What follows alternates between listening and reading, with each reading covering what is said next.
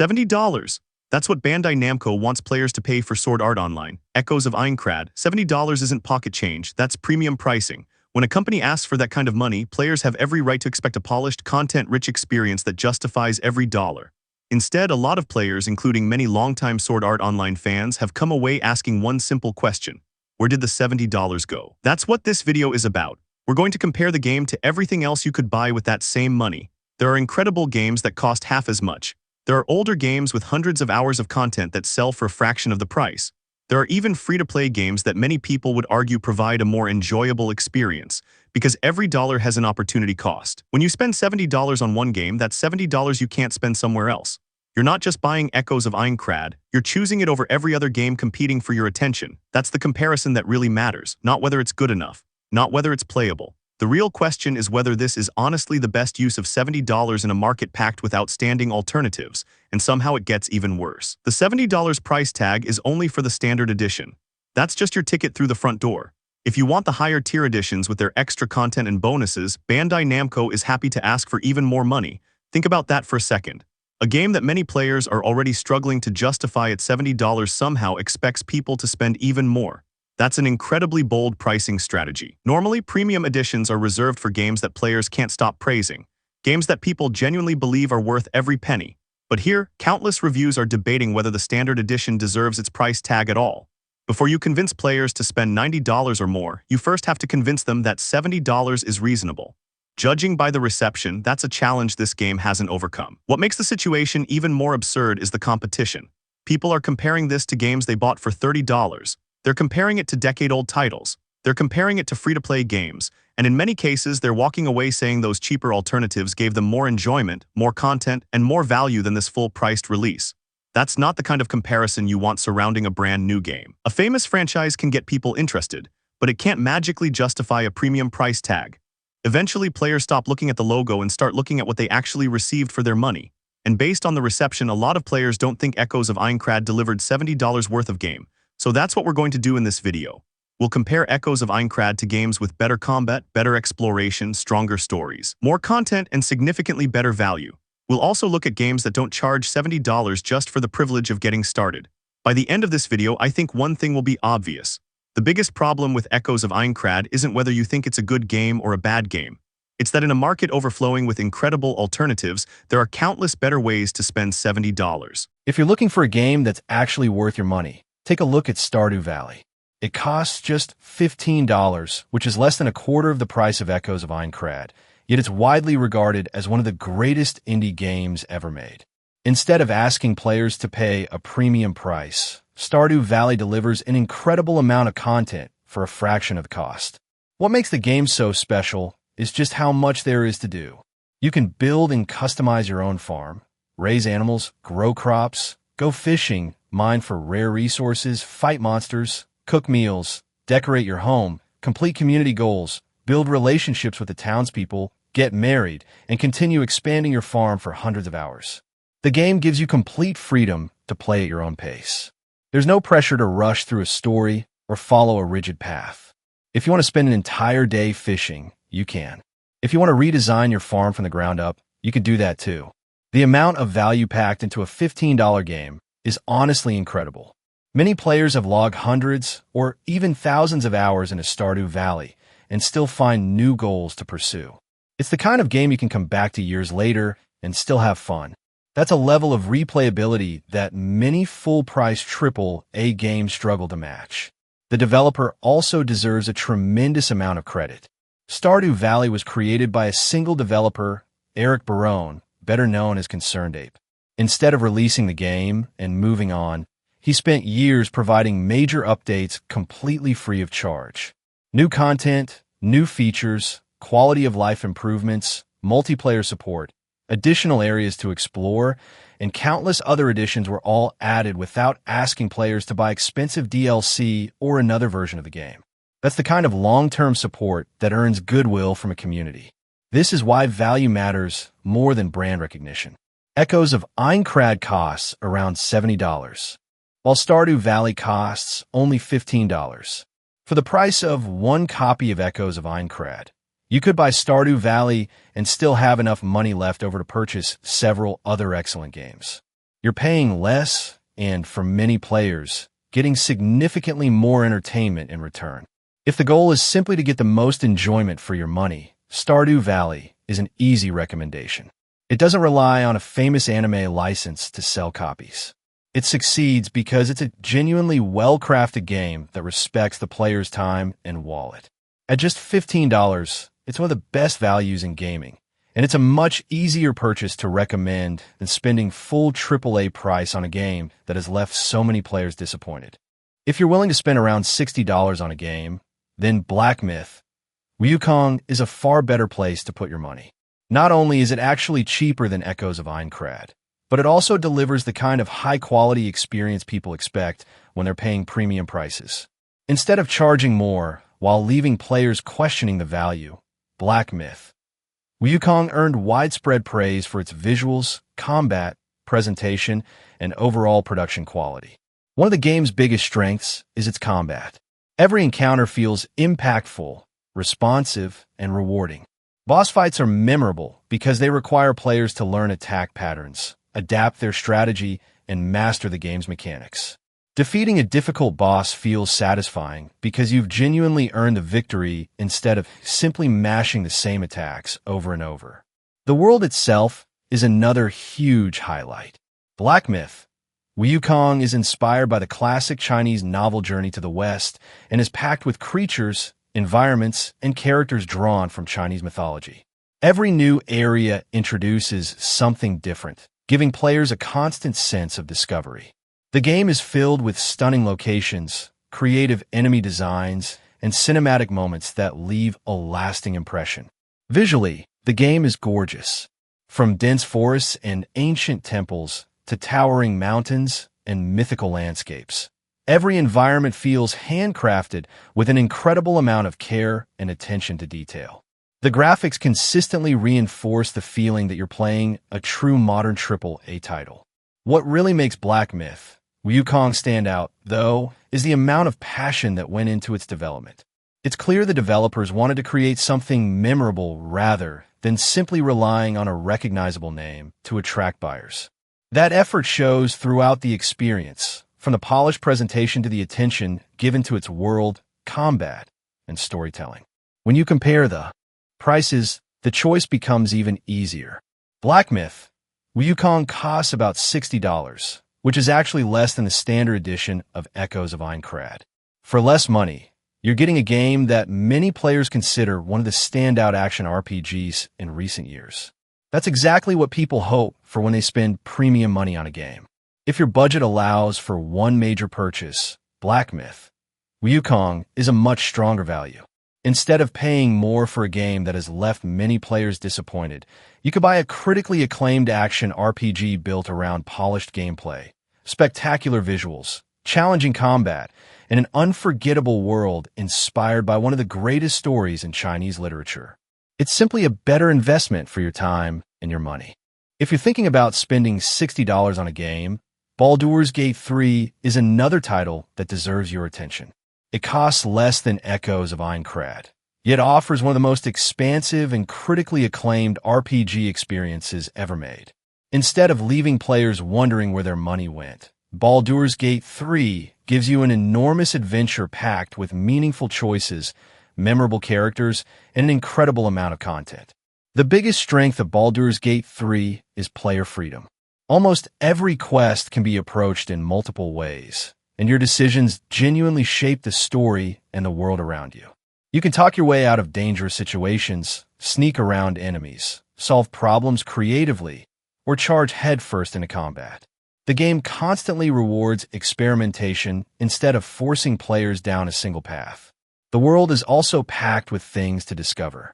Every area is filled with hidden secrets, optional quests, unique encounters, puzzles, and rewards for curious players. Exploration actually feels meaningful because you never know what you'll stumble across next.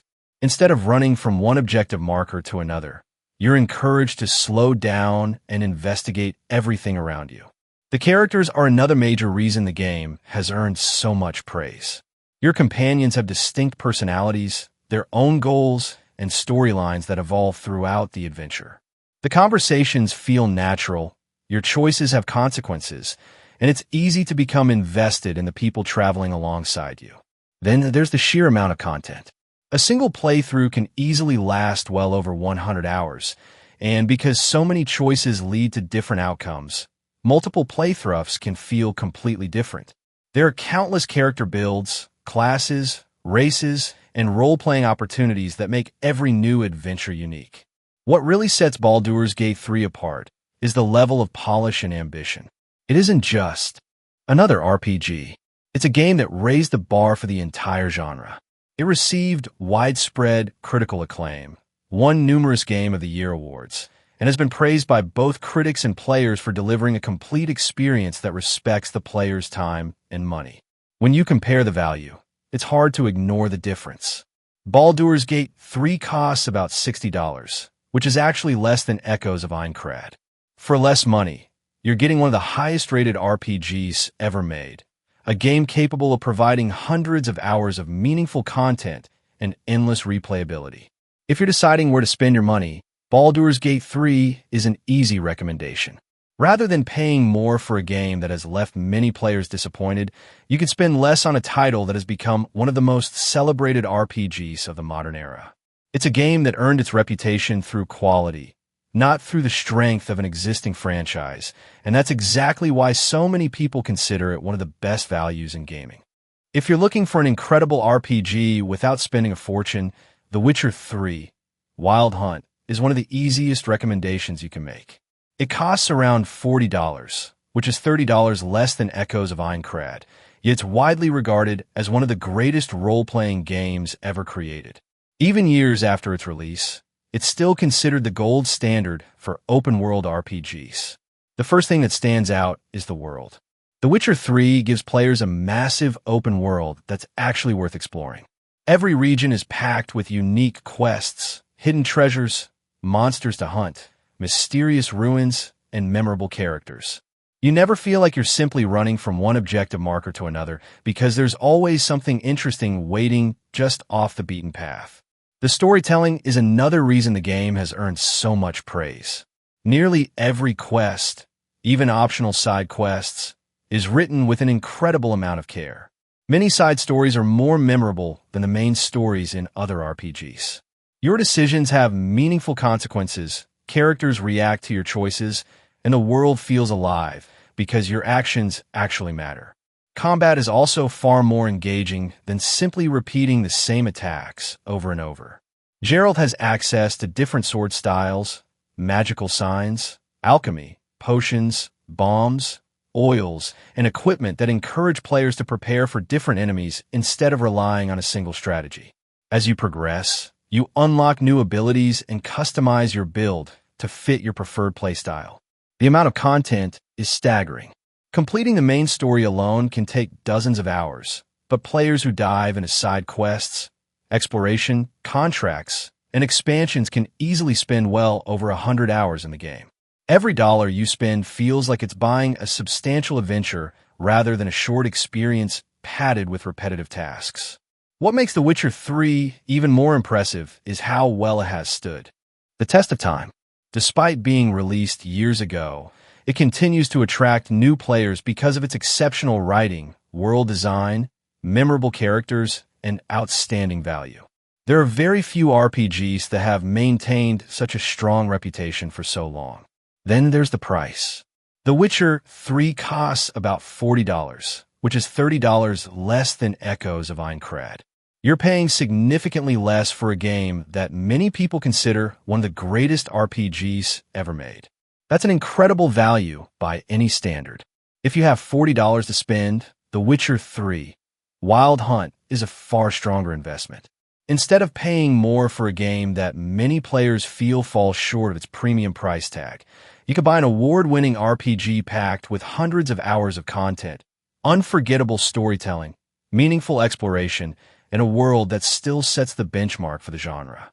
It's the kind of game that earns its reputation through quality, and that's exactly why it continues to be recommended so many years after its release. If you're looking for an outstanding game without spending a lot of money, Hades is one of the best values you can find. At around $25, it costs less than half the price of Echoes of Aincrad, yet it's widely regarded as one of the greatest roguelikes ever made. It's a game that has earned countless awards and an overwhelmingly positive reputation because of its addictive gameplay, excellent writing, and incredible replay value. The combat is where Hades truly shines. Every run feels fast, fluid, and incredibly satisfying. As Zagreus, the son of Hades, you fight your way out of the underworld using a variety of weapons, abilities, and blessings from the gods of Greek mythology. No two runs are exactly the same because the powers you receive change every time you play, constantly encouraging you to experiment with different builds and strategies.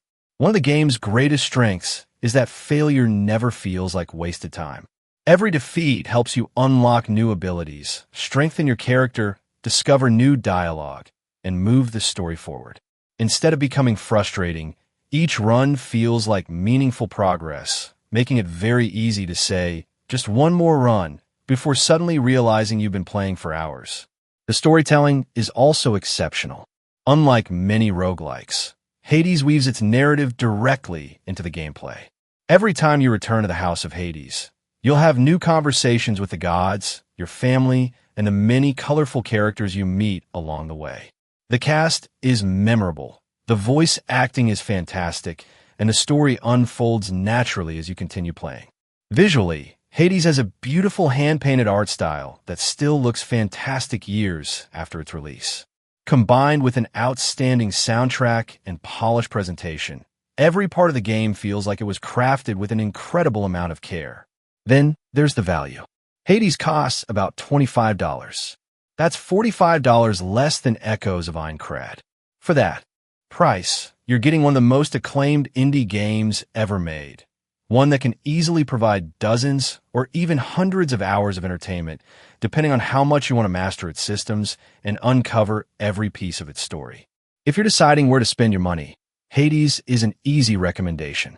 Instead of paying nearly 3 times as much for a game that has left many players disappointed, you can buy one of the most polished, addictive, and rewarding action games of the past decade. At just $25, Hades proves that a great game doesn't need a massive budget or a famous franchise to deliver an unforgettable experience. If you're prepared to spend around $60 on a game, Elden Ring is one of the best purchases you can make. Not only is it cheaper than Echoes of Aincrad, but it's also widely regarded as one of the greatest action RPGs ever created. Instead of leaving players questioning whether it was worth the money, Elden Ring earned universal praise for its world design, exploration, combat, and the sheer amount of content it offers. The biggest reason people love Elden Ring is the freedom it gives the player. From the moment you're dropped into the lands between, you're encouraged to explore wherever your curiosity takes you. There are no invisible walls constantly forcing you down a single path. If a boss is too difficult, you can leave, explore somewhere else, become stronger, discover new equipment, and come back later. The game trusts the player to carve their own journey rather than holding their hand every step of the way. Exploration is where Elden Ring truly shines. Nearly every hill, cave, castle, forest, and ruin hides something worth discovering. Whether it's a powerful weapon, a hidden dungeon, a secret boss, or an entirely new area, exploration consistently rewards curiosity. You never know what's waiting around the next corner, and that's what makes traversing the world so exciting. The combat is another standout feature. Every weapon feels unique, every victory feels earned, and the game offers an enormous variety of playstyles. You can build a heavily armored knight, a fast, dual-wielding swordsman, a devastating mage, an agile assassin, or countless other combinations. The freedom to experiment keeps the gameplay fresh from beginning to end. Then there are the bosses. Elden Ring is filled with memorable encounters that challenge players to learn attack patterns, improve their timing, and master the game's mechanics. Defeating a difficult boss is incredibly satisfying because you know you earned it through skill and persistence. The amount of content is staggering. A single playthrough can easily last well over 100 hours, and even then you'll probably miss entire regions, hidden quests, optional bosses, and secret items. Few games offer as much meaningful content for the price.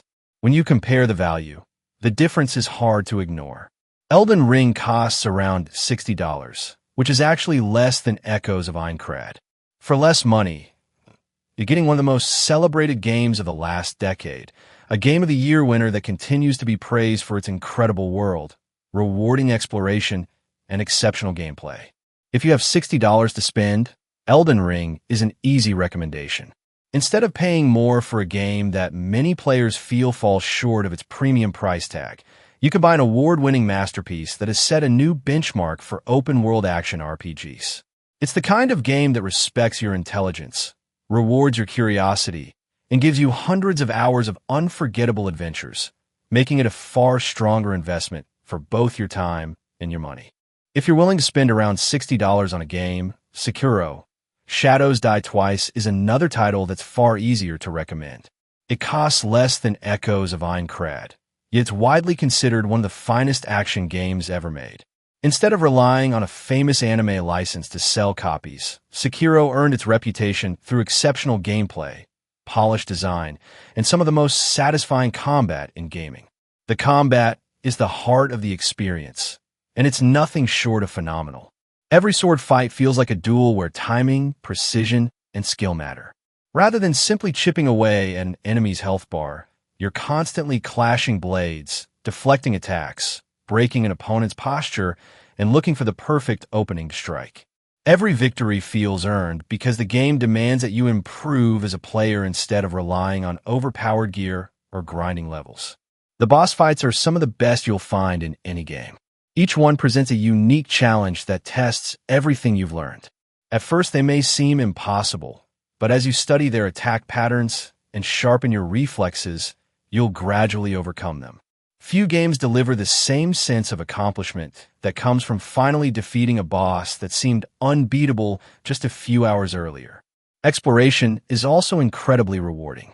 The world is filled with hidden paths, secret areas, optional bosses, and valuable upgrades that encourage players to look beyond the main route. Thanks to the grappling hook, movement feels fast and fluid, allowing you to climb rooftops, leap across cliffs, and approach encounters from different angles. Traversing the world is just as enjoyable as fighting through it. The game setting is another standout feature. Inspired by Japan's Sengoku period in Japanese mythology, Sekiro combines historical influences with supernatural creatures, ancient temples, haunted villages, and unforgettable environments. Every location has its own atmosphere, making the journey feel fresh from beginning to end. Perhaps the most impressive thing about Sekiro is how polished the entire experience feels. Nearly every mechanic serves a purpose, and the game rarely wastes the player's time. There isn't unnecessary filler or repetitive busywork. Every challenge, every area, and every boss feels carefully designed to make the experience as engaging as possible. Then there's the value. Sekiro costs about $60, which is actually less than Echoes of Aincrad. For less money, you're getting a Game of the Year winner that is consistently praised as one of the greatest action games ever created. That's a difficult comparison to ignore. If you're deciding where to spend your money, Sekiro: Shadows Die Twice is a much stronger investment. Instead of paying more for a game that many players feel doesn't justify its premium price, you can buy an award-winning masterpiece built around incredible combat, unforgettable boss battles, rewarding exploration, and exceptional game design. It's the kind of experience that earns its reputation through quality, and that's exactly why so many people continue to recommend it years after its release. If you're looking for an incredible RPG without spending much money, The Elder Scrolls V: Skyrim is one of the best deals in gaming. At around $20, it costs less than a third of the price of Echoes of Aincrad, yet it has remained one of the most beloved role-playing games ever made for well over a decade. Few games have had the kind of lasting impact that Skyrim has. The biggest reason is freedom. Skyrim doesn't force you down a single path or constantly tell you where you're allowed to go. From the moment you escape the opening sequence, the entire world is yours to explore. You can ignore the main story for hundreds of hours if you want and simply wander the countryside, discover ancient ruins, join guilds, hunt dragons, craft equipment, or create your own adventures. The game gives you the freedom to play however you want. Exploration is one of Skyrim's greatest strengths. Every mountain, cave, dungeon, castle, and forest seems to hide something worth finding. You never know when you'll stumble across a hidden quest, a powerful weapon, an abandoned ruin, or an unforgettable encounter. The world constantly rewards curiosity, making exploration feel meaningful instead of like a checklist of objective markers. The amount of content is staggering. Between the main story, side quests, faction quest lines, downloadable expansions, and countless optional activities, players can easily spend hundreds of hours in Skyrim without running out of things to do. It's the kind of game where you often set out to complete one quest and end up getting distracted for hours by everything else the world has to offer. Another reason Skyrim has remained so popular is its replayability. You can create completely different characters with different races, skills, and playstyles. One playthrough might have you become a stealthy assassin, while another turns you into a powerful mage or a heavily armored warrior. Every new character offers a different experience. On top of all that, Skyrim has one of the largest modding communities in gaming history. Thousands of community-made mods allow players to improve the graphics, add new quests, overhaul gameplay systems, introduce entirely new lands to explore, and customize the game in almost any way imaginable. Many people are still playing Skyrim more than a decade after its release because the community continues to create new content. Then there's the price. Skyrim costs about $20, which is $50 less than Echoes of Aincrad. That's a massive difference. For less than one-third of the price, you're getting one of the most influential RPGs ever made, a game that has entertained millions of players and continues to be relevant years after launch. If you're deciding where to spend your money, Skyrim is an easy recommendation. Instead of paying full AAA price for a game that many players feel doesn't live up to its cost, you can spend just $20 on an RPG packed with hundreds of hours of exploration, memorable quests, endless replayability, and a world that still captures players' imaginations to this day. It's one of the greatest values in gaming and a much smarter investment for both your time and your wallet. If you're looking for a cinematic action game that's actually worth its asking price, God of War is an easy recommendation. At around $50, it still costs $20 less than Echoes of Aincrad, yet it's widely regarded as one of the greatest action-adventure games ever made. From its incredible storytelling to its satisfying combat and breathtaking presentation, God of War delivers the kind of premium experience players expect when they're spending their hard-earned money. One of the game's biggest strengths is its story. Rather than simply giving players an excuse to fight enemies, God of War tells an emotional journey centered on Kratos and his son, Atreus, as they travel through the world of Norse mythology. Their relationship evolves throughout the adventure, making the story feel personal, engaging, and memorable from beginning to end. It's the kind of narrative that stays with players long after the credits roll. The combat is equally impressive. Every swing of the Leviathan axe feels heavy and impactful, and recalling the axe back into your hand never gets old. As you progress, you unlock new abilities, upgrade your equipment, and experiment with different combat techniques that keep every encounter exciting. Battles feel responsive, polished, and rewarding, whether you're taking on ordinary enemies or massive bosses. The world itself is filled with beautiful environments inspired by Norse mythology. Ancient temples, frozen mountains, hidden realms, mysterious forests, and towering creatures all come together to create an unforgettable adventure. Exploration is rewarding because there are optional areas, puzzles, powerful equipment, and secrets hidden throughout the world, giving players plenty of reasons to venture off the main path. The production quality is another area where God of War stands out. The voice acting, music, animation, motion capture, and visual presentation are all top tier. Everything feels polished and carefully crafted, making it clear that an incredible amount of effort went into every aspect of the game. Then there's the value. God of War costs about $50, which is $20 less than Echoes of Aincrad. For less money, you're getting a Game of the Year winner that has been praised by both critics and players for its storytelling, gameplay, and overall quality.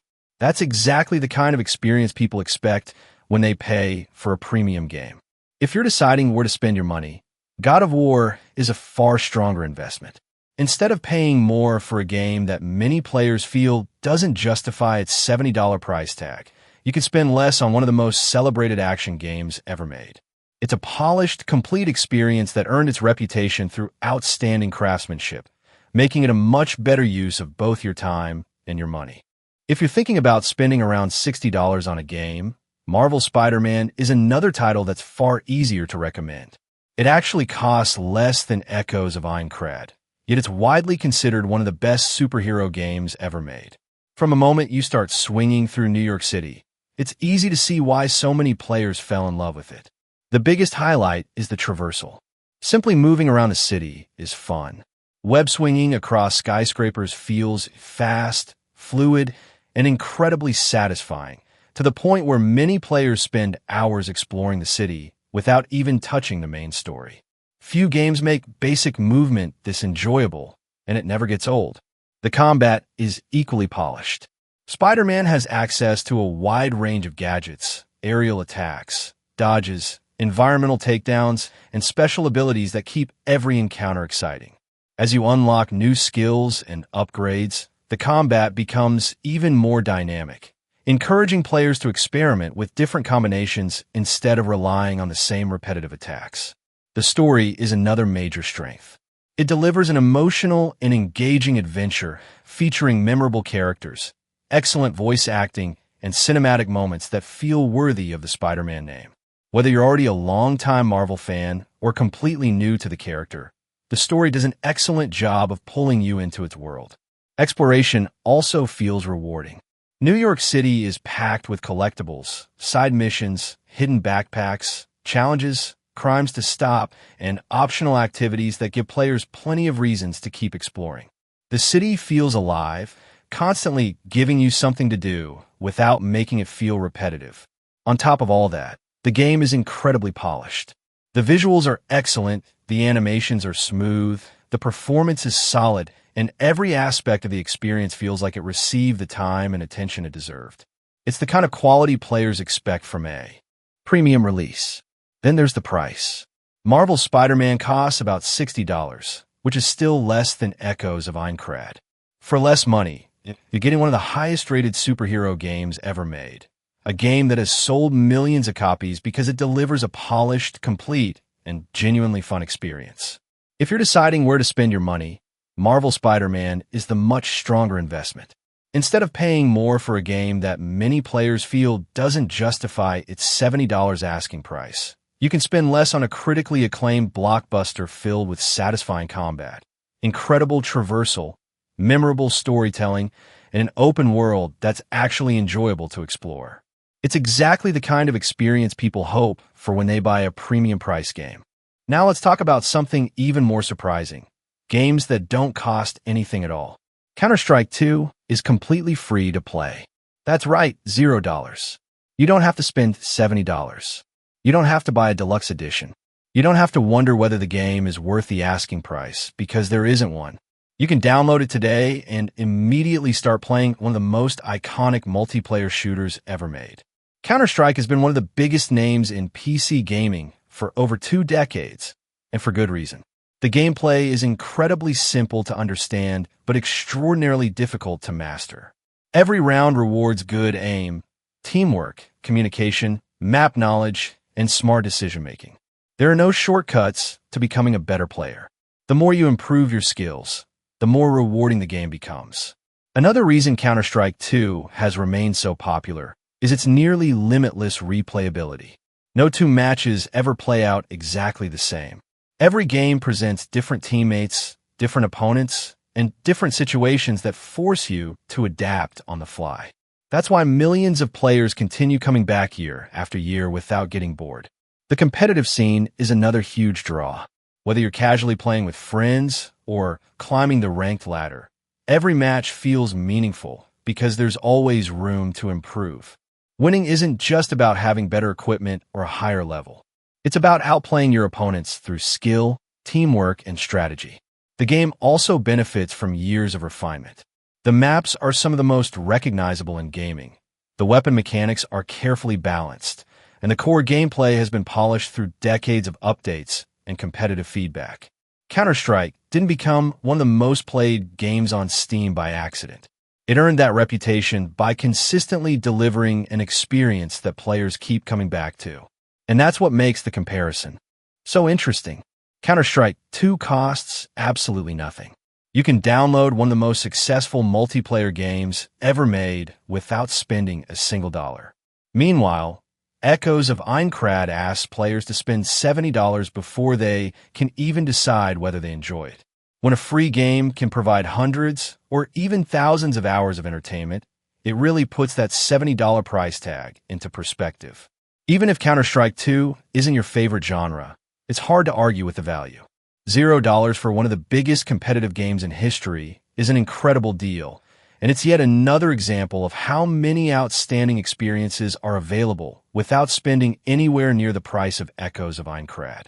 Another game that costs absolutely nothing is Team Fortress 2, and despite being nearly 2 decades old, it's still one of the most entertaining multiplayer games you can play. You don't have to spend $70. You don't have to buy a special edition. You can simply download it for free and jump into one of the most iconic class-based shooters ever created. What makes Team Fortress 2 so memorable is its incredible variety. Instead of every player using the same weapons and abilities, you choose from 9 completely different classes, each with its own unique role and playstyle. Whether you enjoy sniping enemies from across the map, healing teammates as the medic, setting elaborate traps as the engineer, or charging headfirst into battle as the soldier, there's a class for just about everyone. Learning how these classes interact with one another creates a level of depth that has kept players coming back for years. The gameplay is also endlessly replayable. Every match unfolds differently depending on the players, the map, and the strategies each team uses. One game might turn into complete chaos with explosions flying everywhere, while the next becomes a tightly coordinated battle where teamwork makes all the difference. No 2 matches ever feel exactly the same, which is one of the reasons the game has maintained such a loyal community for so long. Team Fortress 2 also has an incredible amount of personality. The colorful art style has aged remarkably well. The characters are instantly recognizable, and the humor gives the game a charm that's still unmatched by many modern shooters. It's the kind of game that doesn't take itself too seriously, and that's part of what makes it so much fun to play. Perhaps the most impressive thing is its longevity. Nearly 20 years after its original release, people are still playing it. Very few multiplayer games can claim that kind of staying power. Games don't survive for that long unless they're genuinely enjoyable, and Team Fortress 2 has proven time and time again that great gameplay never goes out of style. And once again, let's talk about value. Team Fortress 2 costs absolutely nothing. $0. You can experience one of the greatest multiplayer shooters ever made without opening your wallet. Compare that to spending $70 on a game that many players have questioned from day one, and it's hard not to notice the difference. Whether you're looking for fast-paced action, memorable characters, or a game you can keep coming back to for years, Team Fortress 2 delivers all of that completely free. It's another reminder that some of the best games available today don't ask for a premium price tag. They simply earn players through quality, not cost. Another incredible game that won't cost you a single penny is Dota 2. Completely free to play, Dota 2 has spent years as one of the biggest and most respected competitive games in the world. You don't have to spend $70 just to get started.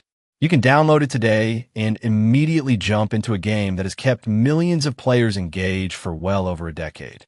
What makes Dota 2 so special is its incredible depth.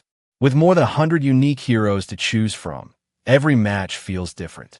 Each hero has their own abilities, strengths, weaknesses, and playstyle, creating an enormous number of possible team compositions and strategies.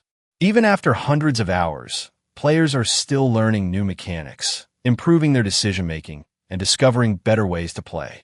No 2 matches are ever the same. Every game forces you to adapt to different teammates, different opponents, and different situations. Success isn't determined by who spent the most money or who unlocked the strongest gear. It's determined by teamwork, strategy, communication, and individual skill. That's one of the reasons Dota 2 has remained one of the most competitive and rewarding multiplayer games ever created. The game also has one of the largest esports scenes in gaming history. The International has produced some of the biggest prize pools the industry has ever seen, and the competitive scene continues to attract players and viewers from all over the world. That kind of longevity doesn't happen by accident. It happens because the gameplay is deep enough to keep people invested year after year. Perhaps the most impressive part is that every hero is available to every player from the very beginning. You aren't paying to unlock the roster or gain a gameplay advantage. The focus is on learning the game, improving your skills, and mastering its incredibly deep mechanics rather than spending money to stay competitive. And then there's the price. Absolutely free. You can play one of the deepest and most influential multiplayer games ever made without spending a single dollar. Compare that to paying $70 for a game that many players feel doesn't deliver enough content or value, and the difference couldn't be more obvious. Even if MOBAs aren't usually your favorite genre, it's hard to argue with the value Dota 2 offers. $0 gets you access to thousands of hours of potential gameplay, one of the most competitive communities in gaming, and a title that has remained relevant for years because of the quality of its gameplay. That's an incredible value, and it's yet another example of why a high price tag doesn't automatically mean a better game. If you're looking for MMORPG, Guild Wars 2 is another fantastic option that won't cost you anything to get started. The base game is completely free to play, allowing you to experience a massive online world without paying an upfront purchase price. Compare that to spending $70 on Echoes of Aincrad, and it's hard not to appreciate how much value Guild Wars 2 offers from the very beginning. One of the game's greatest strengths is its world. Tyria is enormous, beautiful, and filled with things to discover. Instead of feeling empty, the world is constantly alive with dynamic events, world bosses, hidden locations, puzzles, and players working together. Simply exploring the map often leads to unexpected adventures, making the world feel far more immersive than just running from one objective marker to the next. Combat is another major highlight. Every profession has its own unique mechanics and playstyle, giving players plenty of options whether they prefer fast melee combat, ranged attacks, magic, support, or hybrid builds. Battles are active and mobile, encouraging players to dodge attacks, position themselves carefully, and make smart use of their abilities instead of standing in one place and repeating the same actions. The amount of content available is also impressive. You can complete story chapters, explore huge maps, participate in large-scale world events, tackle dungeons, craft equipment, fight massive bosses, collect mounts, earn achievements, and experiment with different character builds. It's a game that can easily provide hundreds of hours of entertainment before you ever feel the need to purchase an expansion. Another reason Guild Wars 2 has remained popular for so many years is its respect for the player's time. The game avoids many of the frustrating mechanics that plague other MMORPGs, allowing players to take breaks and return later without feeling like they've permanently fallen behind. That design philosophy has helped it build a loyal player base that continues to enjoy the game more than a decade after its launch. And then there's the price. You can download the base game for free and decide for yourself whether you enjoy it before spending a single dollar. There's no $70 barrier to entry and no need to gamble on whether the experience will live up to the asking price. If you enjoy it and want even more content, you can always purchase the expansions later. If you're interested in exploring a massive fantasy world, meeting other players, and experiencing one of the most respected MMORPGs on the market, Guild Wars 2 is a far easier recommendation. Instead of paying full AAA price up front, you can start playing for free and experience a game that has earned its reputation through years of quality updates, engaging gameplay, and an enormous amount of content. That's a level of value that's difficult to ignore. If you're a fan of role-playing games, Star Wars, or MMORPGs, Star Wars, The Old Republic is another incredible free-to-play option that's well worth your time. Instead of asking you to spend $70 before you even know if you'll enjoy it, the game lets you jump into the Star Wars universe without paying an upfront purchase price. That's a much easier proposition than gambling full AAA money on a game that has left so many players disappointed. One of the game's biggest strengths is its storytelling. Unlike many MMORPGs that treat the story as little more than an excuse to send you from quest to quest, Star Wars, the Old Republic puts narrative front and center. Every class has its own fully voiced storyline, complete with memorable characters, meaningful choices, and branching dialogue. Whether you become a Jedi Knight, Sith Warrior, Imperial Agent, Bounty Hunter, Smuggler, or one of the other classes, each offers its own unique adventure that feels like a Star Wars story in its own right. The game also gives players a tremendous amount of freedom in how they approach their character. You can customize your appearance, choose your combat style, collect companions, build relationships, and make decisions that influence how your story unfolds.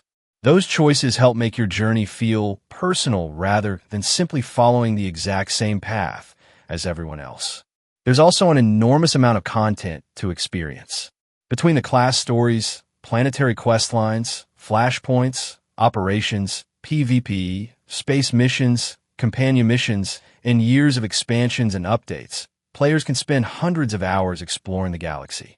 Even after more than a decade, the game continues to receive new story content, proving that it's still actively supported.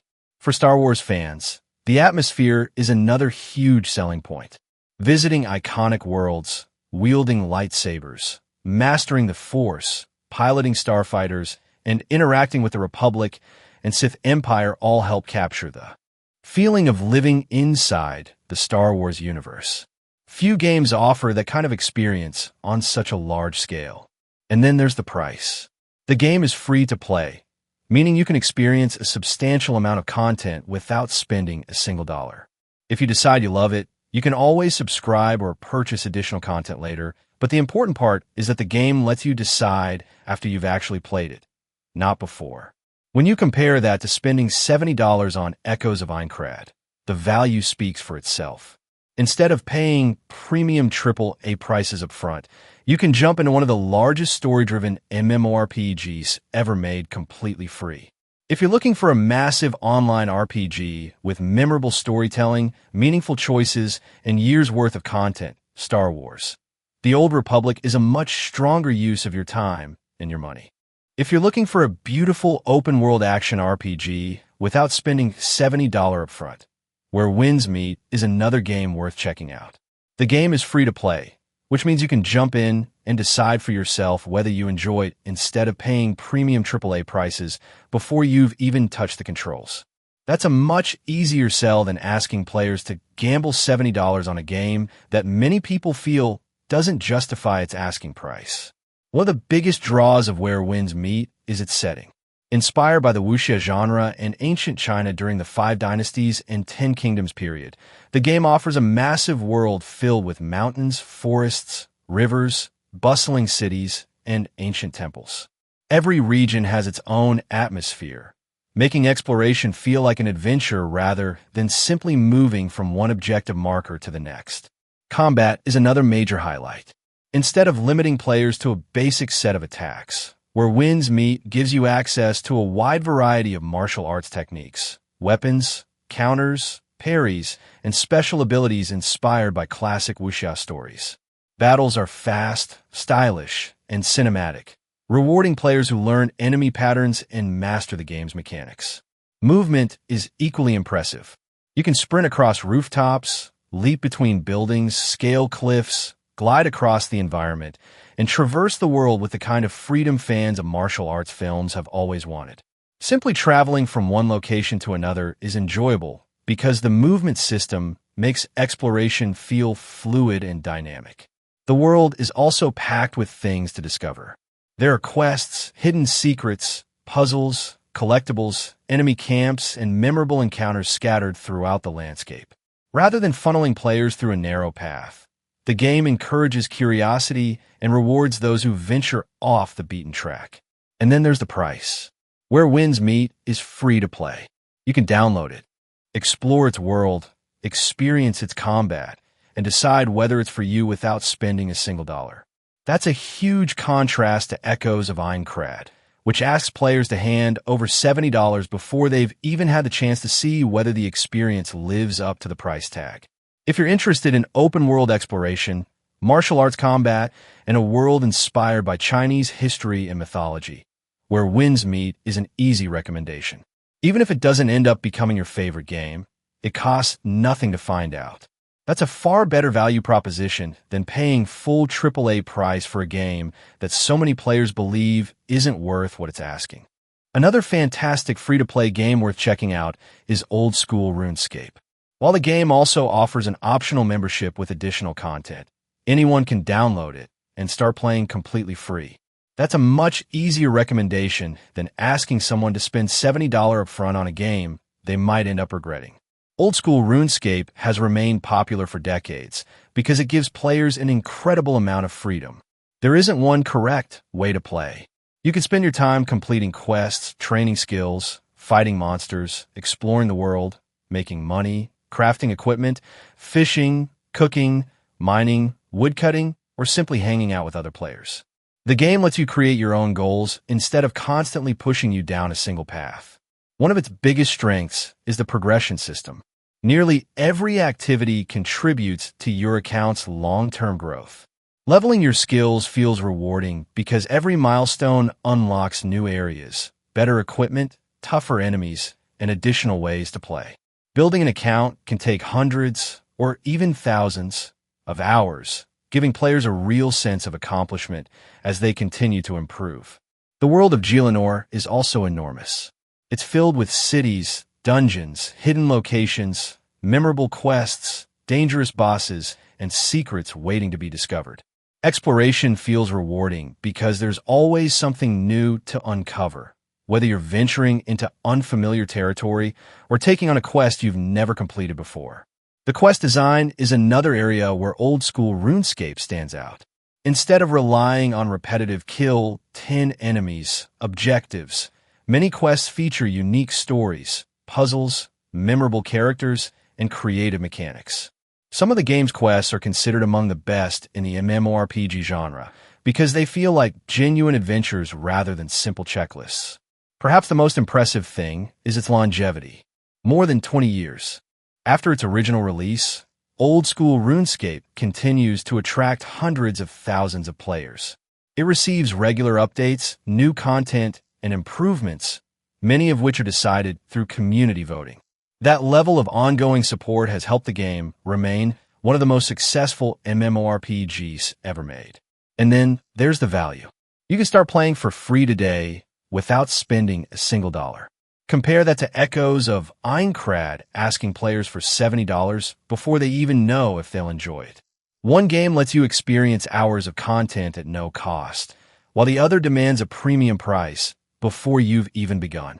If you're looking for an MMORPG with endless progression, meaningful exploration, memorable quests, and enough content to keep you busy for years, Old School RuneScape is an outstanding choice.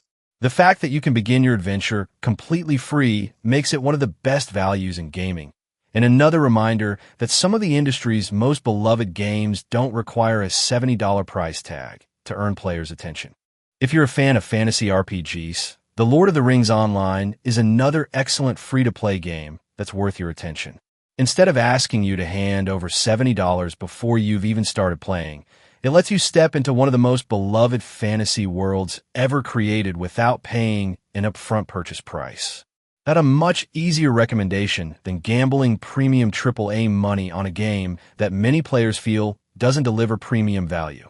One of the biggest reasons to play The Lord of the Rings Online is the world itself. Middle-earth has been recreated on an incredible scale, allowing players to travel through iconic locations from J.R.R. Tolkien's legendary novels. You can explore the peaceful hills of the Shire, wander the ancient forests surrounding Rivendell, journey across the plains of Rohan, venture into the mines of Moria, and eventually make your way toward the shadow of Mordor. For Tolkien fans, simply exploring these locations is an experience in itself. The game also places a heavy emphasis on story.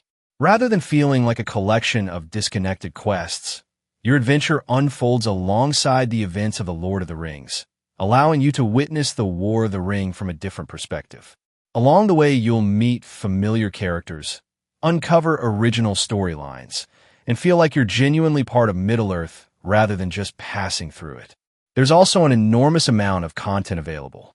You can complete epic quest lines, explore massive regions, craft equipment, join fellowships, tackle dungeons and raids, level multiple classes, participate in seasonal events, and spend hundreds of hours discovering everything the world has to offer.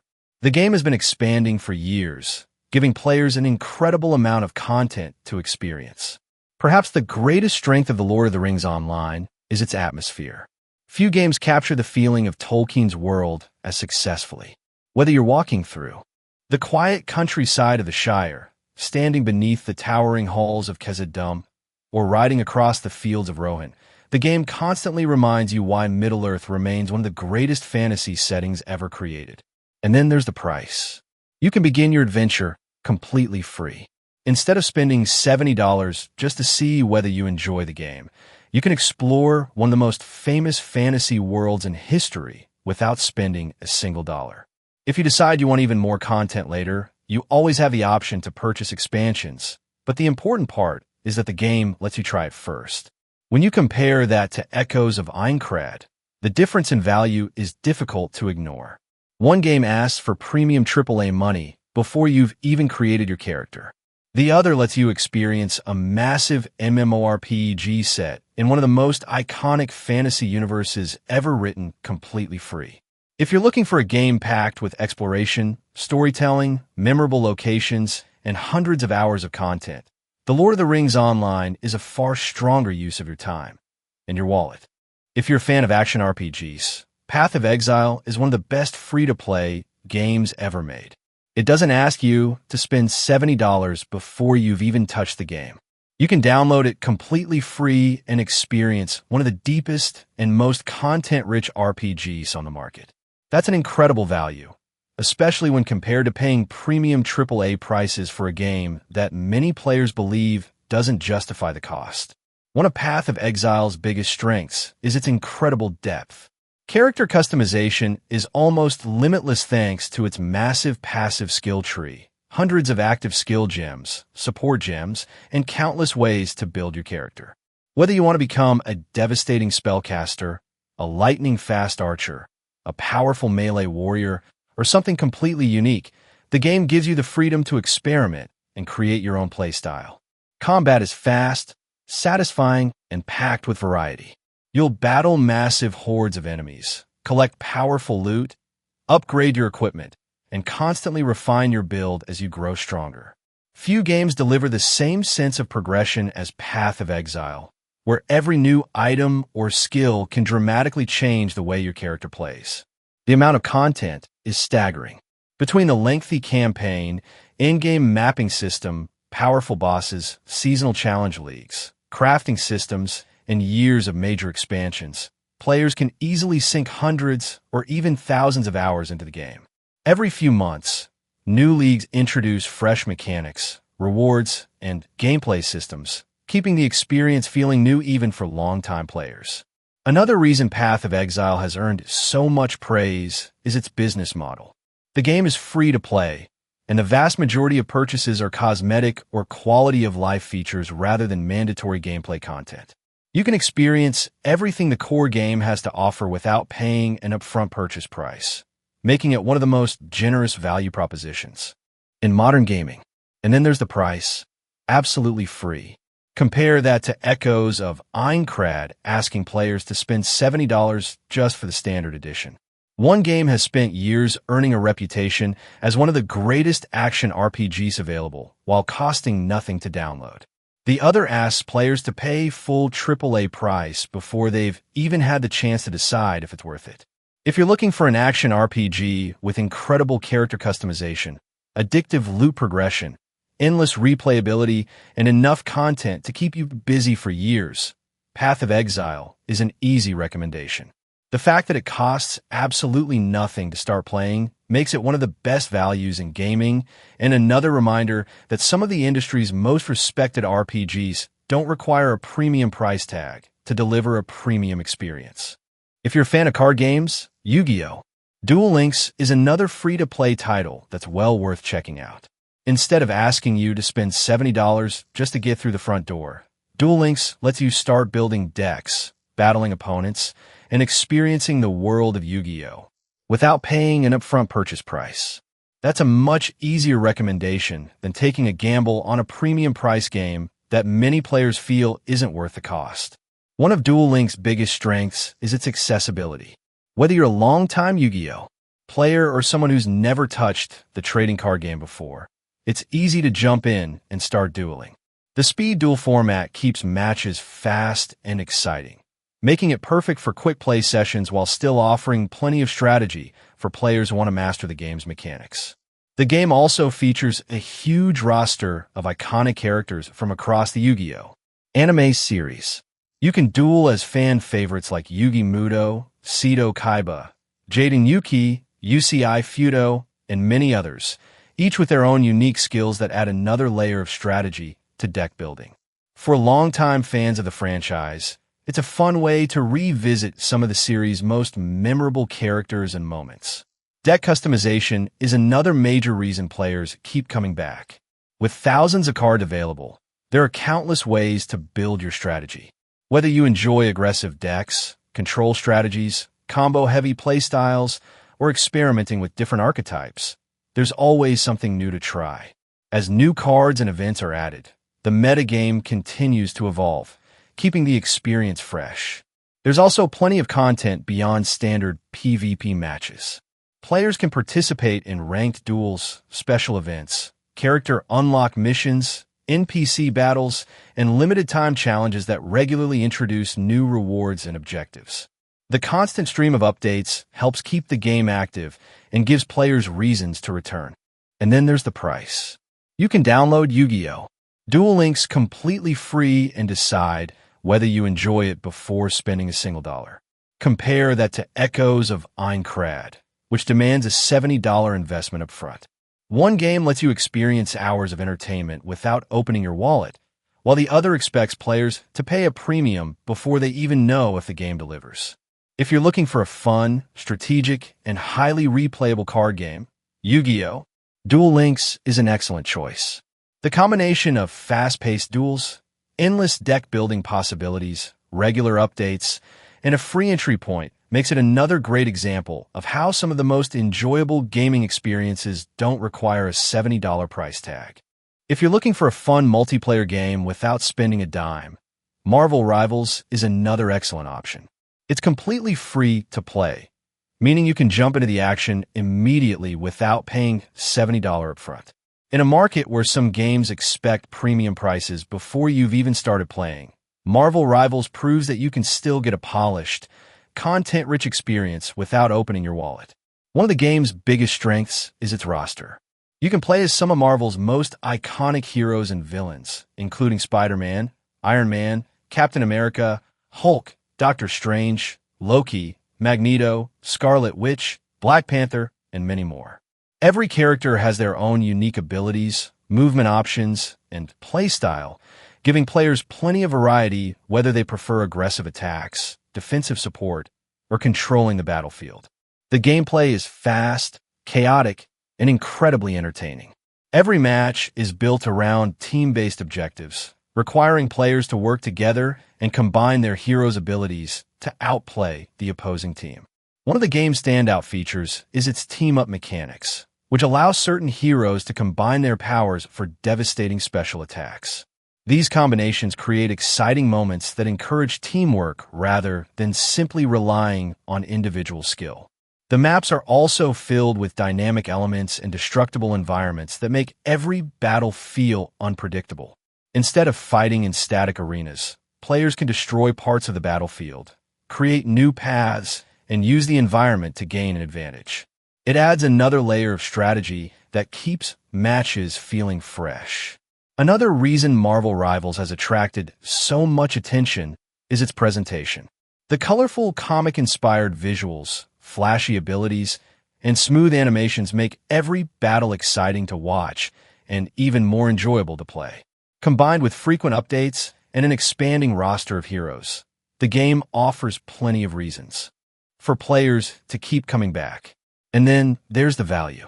Marvel Rivals costs absolutely nothing to download. You can start playing immediately and decide whether it's for you without risking a single dollar.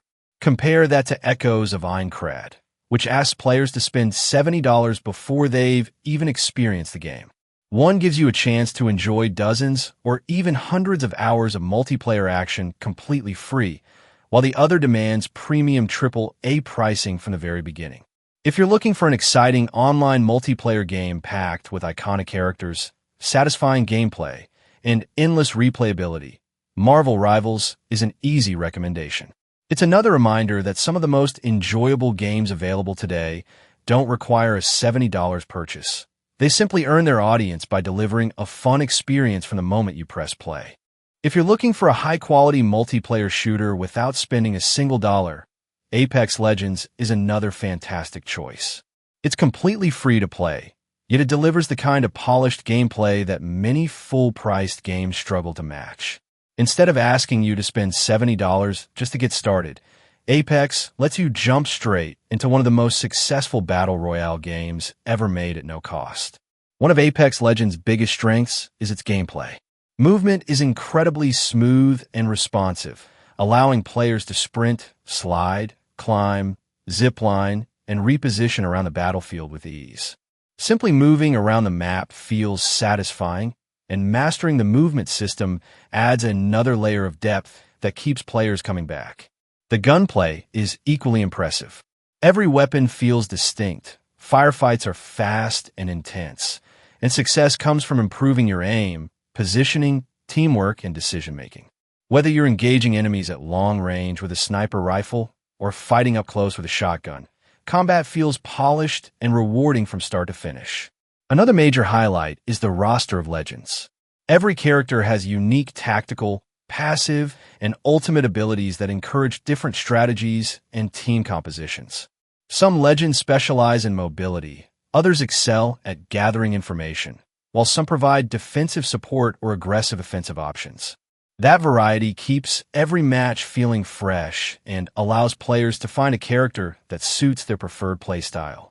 The maps are also excellent.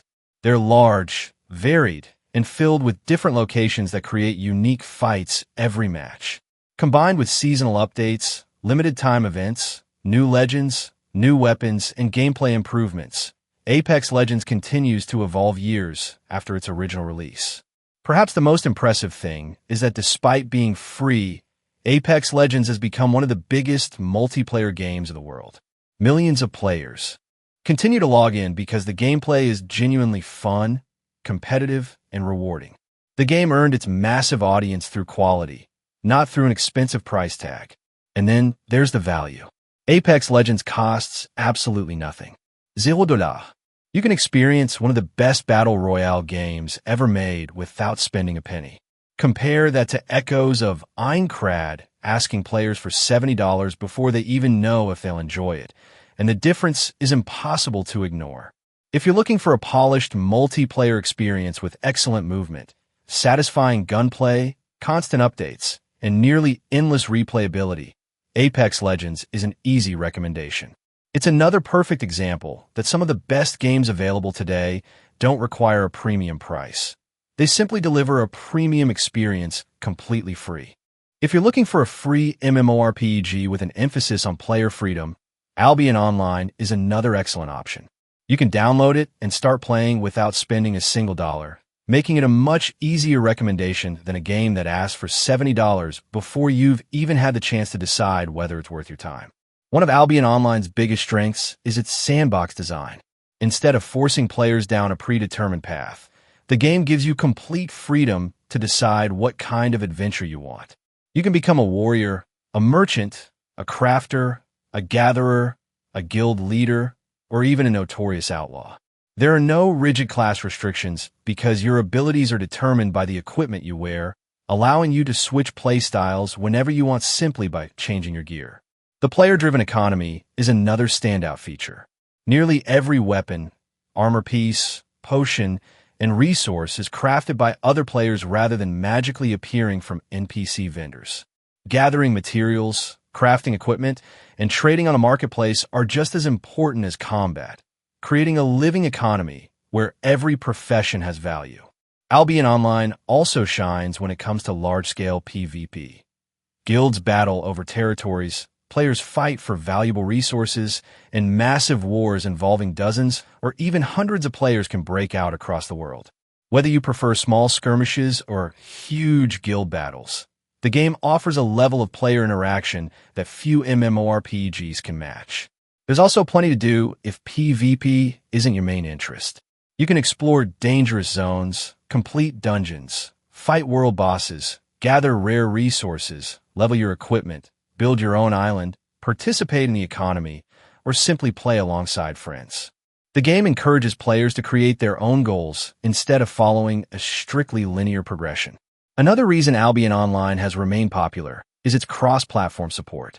PC and mobile players share the same servers, allowing you to continue your adventure wherever you are without creating separate accounts or characters. And then there's the price. Albion Online is completely free to start. You don't have to spend $70 up front or hope the game lives up to an expensive purchase. You can experience everything the world has to offer, decide whether you enjoy it, and only spend money later if you choose to. When you compare that to Echoes of Aincrad, the value becomes obvious. One game asks players for premium AAA pricing before they even begin. The other gives you an expansive online world filled with player-driven systems, meaningful progression, and hundreds of hours of potential gameplay without charging an upfront fee. If you're looking for an MMORPG that offers genuine freedom and outstanding value, Albion Online is a much stronger investment of your time and your money. And that's going to wrap up this list. The funny part is that this is only scratching the surface. There are countless other games that could have been included here, and many of them are just as deserving of your time and money. We could sit here for hours going through RPGs, action games, multiplayer shooters, strategy games, indie masterpieces, and free-to-play titles that offer more content, more polish, and a far better overall experience than Echoes of Aincrad. By now, the point should be obvious. If you have $70 to spend, you have an enormous number of better options. Some of the greatest games ever made cost less than Echoes of Aincrad. Others are completely free and still manage to deliver hundreds or even thousands of hours of entertainment. That's what makes the game's price tag so difficult to justify. It's not just competing against other Sword Art Online games. It's competing against the entire gaming industry. And that's a competition it simply doesn't win. At the end of the day, every purchase comes with an opportunity cost. Every dollar you spend on one game is a dollar you can't spend somewhere else. When there are so many critically acclaimed games, award-winning masterpieces, and outstanding free-to-play experiences available, it's hard to justify paying a premium price for a game that so many players, including longtime Sword Art Online fans, believe falls well short of its asking price. This list could easily be twice as long, or even 10 times as long. There are simply too many fantastic games available today to name them all in a single video. Hopefully, though, the message is clear. Before spending $70 on Echoes of Aincrad, take a look at everything else that money can buy. Chances are, you'll find a game that's cheaper, more polished, more rewarding, and far more deserving of both your time and your wallet. Perhaps the most baffling part of this entire situation is the price tag. Bandai Namco looked at this game and decided it was worth charging a full $70, the same premium price reserved for some of the biggest and most polished releases in the industry. That's a difficult sell when so many players, including longtime Sword Art Online fans, are saying the game feels unfinished, repetitive, and lacking in content. Pricing sets expectations. When a company asks for $70, players naturally expect a polished experience with strong gameplay, rewarding exploration, technical stability, and enough content to justify the investment. According to many of the reviews, Echoes of Aincrad falls short of those expectations in several areas, with recurring complaints about repetitive enemies, limited exploration, lifeless environments, technical issues, and gameplay systems that feel underdeveloped. What makes the pricing even harder to understand is the competition. For less than $70, you could buy some of the highest-rated games ever made. For the same amount, You can purchase award-winning masterpieces that offer hundreds of hours of content. You can even download outstanding free-to-play games that many players feel provide a better overall experience without asking for an upfront purchase at all. That's why so many people have questioned the game's asking price. It's not simply whether Echoes of Aincrad is enjoyable to some players.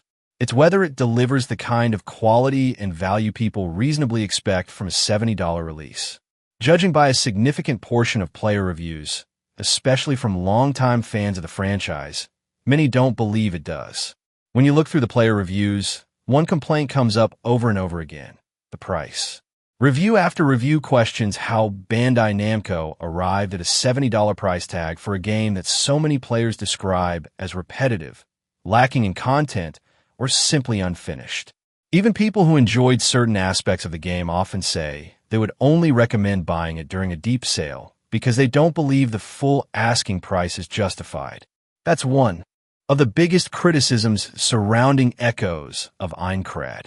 It's not just that some players think the game has flaws. It's that many feel those flaws become much harder to overlook when the game is being sold at full AAA price. Players generally expect a premium experience when they're paying $70, and a recurring sentiment in the reviews is that Echoes of Aincrad doesn't consistently deliver that level of value. What's especially telling is how often reviewers suggest completely different price points. Instead of saying the game is worth $70, many argue it feels more like a $30 or $40 title. Others go even further, saying they wouldn't recommend buying it at all unless it receives a significant discount. When so many paying customers are immediately talking about waiting for a sale rather than praising the value they received, it's a sign that the pricing has become one of the game's most controversial aspects. At the end of the day, a game's price is part of the overall product. Players aren't just evaluating the gameplay. They're evaluating whether the experience is worth what they paid. Judging by a large number of player reviews, many don't believe Echoes of Aincrad clears that bar, and that's why the $70 price tag has become one of the most common criticisms you'll find throughout the review section. One of the most baffling parts of this entire cycle is watching people pay full price for games they later describe as unfinished, repetitive, or disappointing, and then acting shocked when the next release follows the same pattern. If a game launches with widespread complaints and still sells well at a $70 price tag, publishers have very little financial incentive to rethink their approach. From a business perspective, the message they're receiving is that the product sold anyway. That's why consumer expectations matter. Every purchase sends a signal about what players are willing to accept. If people continue buying games at premium prices despite believing they don't offer premium value, companies may conclude there's no urgent reason to improve. It's difficult to demand higher standards after the sale has already been made. Many of the negative reviews for Echoes of Aincrad reflect exactly that frustration. A number of players argue that the game doesn't feel like a $70 experience, yet they had already paid the full asking price before reaching that conclusion. It's easy to criticize a disappointing release afterward, but the purchasing decision has already been made. If players want publishers to deliver better products, one of the strongest messages they can send is with their wallets. Companies pay close attention to sales, refunds, and player reception. When consumers are willing to wait for reviews, hold off until a sale, or simply skip releases they don't believe offer good value, it creates far more pressure to improve than buying first and complaining later. Even outside of gaming, there are far better ways to spend $70. That's what makes the price of Echoes of Aincrad so difficult to justify. $70 isn't a small amount of money. It's enough to buy a nice dinner, fill up your gas tank, purchase several books, pay for a few months of streaming service, or simply save towards something you'll actually get lasting value from. Once you start thinking about everything else that money could buy, the decision becomes much harder to defend. That's the problem with charging a premium price. You're not just competing with other Sword Art Online games or even other video games. You're competing with every other way someone could spend their money. Every purchase has an opportunity cost. If a game is asking for $70, it needs to convince people that it's the best use of those $70. Judging by the large number of disappointed player reviews, Many people don't think Echoes of Aincrad comes close to clearing that hurdle. When so many critically acclaimed games are available for less money, and countless outstanding games are completely free, it becomes even more difficult to justify spending $70 on a title that many players say feels repetitive, underdeveloped, or overpriced. Instead of walking away feeling like they got their money's worth, many reviewers walked away wishing they had spent those $70 on almost anything else. At the end of the day, money is limited. Most people can't buy every game that releases, which means every purchase matters. If you're going to spend $70, it should be on something that leaves you feeling satisfied, not wondering whether you should have waited for a sale or skipped it altogether. Based on the experiences shared by many players, Echoes of Aincrad simply hasn't convinced them that it's the best way to spend that money. When it comes to movies, $70 can go a surprisingly long way. Instead of spending that money on a single game that many players feel isn't worth its asking price, you could build an entire collection of great films or pay for multiple trips to the theater. Whether you're into action, science fiction, fantasy, horror, comedy, or animation, there are countless critically acclaimed movies available for a fraction of that cost. You could also subscribe to a streaming service for several months and watch hundreds of movies and TV shows instead of putting all of your money into a single purchase. That's dozens, if not hundreds, of hours of entertainment across a wide variety of genres, directors, and franchises. From award-winning classics to modern blockbusters, there's no shortage of incredible films waiting to be discovered. The point isn't that movies are inherently better than video games. The point is value. $70 opens the door to an enormous amount of entertainment. And when a game asks for that same amount of money, it has to compete with everything else those $70 could buy. If players finish a game feeling like they would have gotten more enjoyment from a stack of great movies, that's a sign. The game failed to justify its premium price. That's why the $70 price tag has become such a major talking point. Every dollar spent on one form of entertainment is a dollar that can't be spent somewhere else. When people start saying they'd rather spend that money on movies, books, concerts, or other hobbies instead of your game, it suggests they don't believe the experience delivered enough value to justify the cost. If you're in the mood for an old-school fantasy adventure, check out Clash of the Titans from 1981.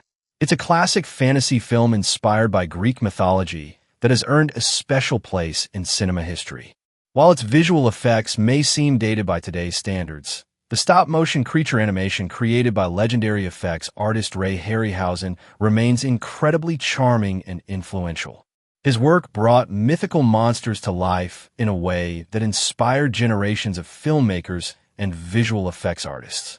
The movie follows Perseus on a dangerous quest filled with legendary creatures, impossible challenges, and epic battles against monsters from Greek mythology. Along the way, you'll encounter iconic figures like Medusa, Pegasus, the Kraken, and the gods of Olympus. If you're a fan of mythology, fantasy adventures, or classic special effects, there's a lot to appreciate about what the film accomplished, especially considering it was released more than 4 decades ago. One of the reasons Clash of the Titans is still remembered so fondly is because it embraces the sense of adventure that defines classic fantasy storytelling. It doesn't rely on non-stop explosions or modern CGI spectacle. Instead, it focuses on memorable creatures, heroic quests, and imaginative world-building that helped make it a beloved fantasy film for generations of viewers. If you're looking for something different to spend your entertainment budget on, this is another great example of how many worthwhile experiences are available outside of a single $70 game. Whether you're revisiting it for nostalgia or watching it for the first time, Clash of the Titans remains a fun journey into the world of Greek mythology and one of the defining fantasy films of its era. King Acrisius condemns his daughter Danae and her son Perseus to the sea. This event did happen in Greek mythology. According to the myth, King Acrisius of Argos learned from an oracle that his grandson would one day kill him. To prevent this, Acrisius imprisoned his daughter, Danae, in a bronze chamber to keep her from having children. However, Zeus visited Danae in the form of a golden shower, and she became pregnant, giving birth to Perseus. Fearing the prophecy, Acrisius placed Danae and her infant son Perseus in a wooden chest and cast them into the sea, hoping they would drown. However, they survived and eventually washed ashore on the island of Seriphos, where they were rescued by a fisherman named Dictys, who raised Perseus. Zeus is said to be the father of the gods. In Greek mythology, Zeus is often referred to as the father of the gods or king of the gods. He is the chief deity in the Greek pantheon and rules over Mount Olympus, the home of the gods. Zeus is the son of the titans Cronus and Rhea and the youngest of his siblings, who include Hestia, Hera, Demeter, Poseidon, and Hades. After overthrowing his father Cronus, who had swallowed his siblings to prevent them from usurping him, Zeus freed them and became the ruler of the gods. He is associated with the sky, thunder, and lightning, and he is considered the most powerful of the Olympian gods. As the father of the gods, Zeus had many offspring with various goddesses and mortal women, and he played a central role in many myths and stories in Greek mythology. Hera is one of the most prominent goddesses in Greek mythology, known as the Queen of the Gods and the wife of Zeus. She is the daughter of the titans Cronus and Rhea and the sister of Zeus, Hestia, Demeter, Poseidon, and Hades. Hera is primarily associated with marriage, women, childbirth, and family, reflecting her role as the protector of married women and the sanctity of marriage. Despite her important and respected status, Hera is often depicted in mythology as being jealous and vengeful, particularly towards the lovers and offspring of Zeus. This aspect of her character is a response to Zeus's numerous infidelities. Hera's jealousy often led her to take revenge on those who were involved with Zeus, as well as on their children. For instance, she persecuted Heracles, Hercules, throughout his life because he was the son of Zeus and the mortal woman Alcmene. Hera's symbols include the peacock, cow, and pomegranate, all of which are connected to aspects of her divine role. The peacock, with its beautiful and many-eyed feathers, is especially significant as it represents her watchfulness and her association with royalty. Despite her sometimes harsh actions, Hera was also worshipped and respected as a powerful and important deity. Temples dedicated to her, such as the Heraion of Samos and the Heraion of Argos, were among the most significant religious sites in ancient Greece. Hera's influence extended over all aspects of women's lives, particularly in matters of marriage and childbirth, and she was revered as a protector of these domains. Thetis is a significant figure in Greek mythology, known as a sea nymph or Nereid, one of the 50 daughters of the sea god Nereus and the Oceanid Doris. She plays a crucial role in several myths, most notably as the mother of Achilles, the famed hero of the Trojan War. Thetis was highly revered among the gods, and it was prophesied that her son would surpass his father in greatness. Because of this, both Zeus and Poseidon, who were initially interested in marrying her, chose to avoid the union. To prevent the prophecy from threatening their own power, they decided to marry Thetis to a mortal, Peleus, a king of the Myrmidons. The marriage of Thetis and Peleus was a grand event attended by many gods, and it led to the famous mythological episode known as the Judgment of Paris. During the wedding, the goddess Eris, who had not been invited, threw a golden apple inscribed with "to the fairest," which led to a dispute between Hera, Athena, and Aphrodite. This eventually set the stage for the Trojan War. Thetis is best known as the mother of Achilles. She was deeply protective of her son and tried to make him invulnerable by dipping him in the river Styx. However, she held him by his heel, leaving it as his only vulnerable spot, which eventually led to his death during the Trojan War. Throughout Achilles' life, Thetis remained a constant presence, intervening on his behalf with the gods and providing him with divine armor forged by Hephaestus. She also mourned deeply for him, knowing that his fate was to die young. Thetis is often associated with the sea and water, embodying the nurturing and protective qualities of a mother, as well as the unpredictable and sometimes destructive power of the ocean. While not worshipped widely like some other deities, She was respected and honored in certain coastal regions where the sea played a central role in daily life.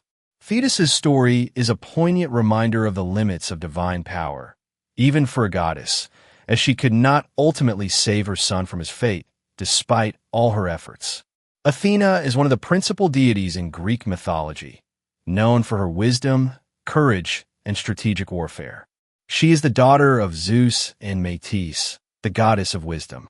According to myth, Zeus swallowed Métis while she was pregnant with Athena, fearing a prophecy that her child would be more powerful than he.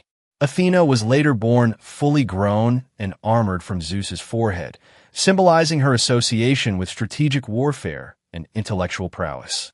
Athena is often depicted wearing armor and a helmet, carrying a shield, often featuring the head of the Gorgon Medusa, and accompanied by an owl, which symbolizes wisdom and vigilance. The olive tree is also sacred to her, representing peace and prosperity, and she is closely linked to the city of Athens, which was named in her honor after she won a contest against Poseidon.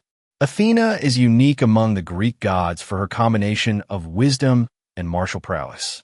Unlike Ares, who represents the chaotic and brutal aspects of warfare, Athena is associated with strategic and disciplined aspects of war.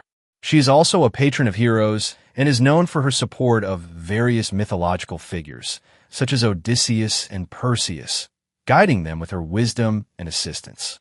As the patron deity of Athens, Athena is seen as the protector of the city and its citizens. Her role extends to promoting justice and order within the city. The Parthenon, a grand temple on the Acropolis of Athens, was dedicated to her and symbolizes her importance to the city. Athena is one of the three virgin goddesses, along with Artemis and Hestia, known as Pallas Athena. Her virginity symbolizes her independence and her role as a guardian of the city and protector of young women. Athena is featured in many myths, including the Iliad and the Odyssey. She aids heroes, such as Perseus in slaying Medusa, and helps Odysseus navigate his perilous journey home. Her involvement in these stories often highlights her role as a wise and strategic thinker. Athena was widely worshipped in ancient Greece, with numerous temples dedicated to her, including the Parthenon. She was revered not only as a goddess of wisdom and war, but also as a symbol of civic pride and intellectual achievement. Her attributes and stories have left a lasting impact on Western culture, symbolizing the blend of wisdom, courage, and justice. Aphrodite is one of the most celebrated goddesses in Greek mythology, known for her beauty, love, and desire. She is often associated with the forces of attraction and romance. According to myth, Aphrodite was born from the sea foam that resulted when the Titan Cronus severed the genitals of his father, Uranus, and cast them into the ocean. Alternatively, she is sometimes said to be the daughter of Zeus and the sea nymph Dione. Aphrodite is typically depicted as an incredibly beautiful woman, often accompanied by symbols such as the dove, swan, and rose. The myrtle tree is also sacred to her. Her most famous mythological attribute is the cestus, a magical girdle that makes anyone who wears it irresistible, highlighting her power over love and attraction. Aphrodite embodies both physical beauty and romantic love. She has the power to incite love and desire among gods and mortals alike, often using her influence to affect relationships and events in mythology. Despite her association with love and beauty, Aphrodite's marriage to Hephaestus, the god of blacksmiths and fire, was not a love match. Hephaestus was chosen as her husband because he was considered unattractive compared to other gods. Aphrodite's numerous affairs, most notably with Ares, the god of war, are well documented in mythology and highlight her role as a goddess of passion and desire. Aphrodite plays a central role in several famous myths. In the Judgment of Paris, she offers Paris the love of the most beautiful mortal woman, Helen of Troy, in exchange for being named the fairest goddess, which leads to the Trojan War. She also plays a significant role in the story of Pygmalion, a sculptor who falls in love with a statue he created, which Aphrodite brings to life. Beyond romantic love, Aphrodite is also associated with fertility and the generative aspects of nature. Her influence extends to all forms of love, including the love between parents and children, as well as the flourishing of plants and animals.